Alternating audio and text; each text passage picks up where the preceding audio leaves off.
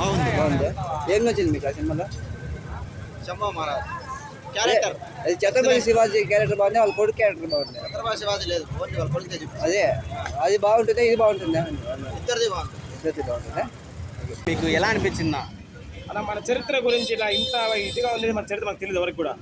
ఇంత మన పాత జనరేషన్లో మన దేశం కోసం, మన ధర్మం కోసం ఎన్నో లక్షల మంది ప్రాణాలు త్యాగం చేశారు. కానీ మరి ఇంత దారుణంగా, ఇంత హీనంగా చేస్తారని తెలియదు. కానీ మనం ఈరోజు స్వచ్ఛంగా భారతదేశంలో మనం ఎదురు బొట్టు పెట్టుకున్న కారణం అంటే మనం పెట్టుకునే బొట్టు కాదన్న, వాళ్ళు చిందించిన రక్తం పెట్టుకుంటున్నాం అన్న. సినిమా మాత్రం సూపర్ ఉంది. చాలా అంటే హిందువులకి కొంచెం హై ఇచ్చే రేంజ్ లో ఉంది కొన్ని సీన్లు అని చెప్పేసి చాలా బాగుందన్న. హిందూసే కాదు, దేశం గురించి కూడా చాలా మంది చూడొచ్చు, మంచిగా చూడొచ్చు. లేడీస్, ఫ్యామిలీ అందరూ చూడొచ్చు. ఖచ్చితంగా అయితే చిన్నపిల్లలు అయితే ఖచ్చితంగా 100% ఖచ్చితంగా చూడాలి. మన చరిత్ర తెలుసుకోవాలా. మన చరిత్ర అంటే ఇప్పుడు కాదు, పూర్వం జరిగిన చరిత్ర మంది, ఇది కాదు చరిత్ర అంటే.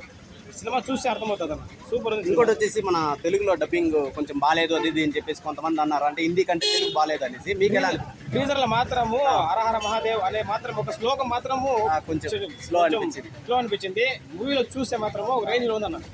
చాలా చాలా చాలా బాగుంది. అంటే మీకు హీరో యాక్టింగ్ ఎలా? హీరో మాత్రం ఎక్సలెంట్, చంపినాడు, జీవించినాడు. నిజంగా ఎక్స్పెక్ట్ చేయాలి ఎంత హీరో అనేసి. రష్మిక యాక్టింగ్ చాలా బాగుంది.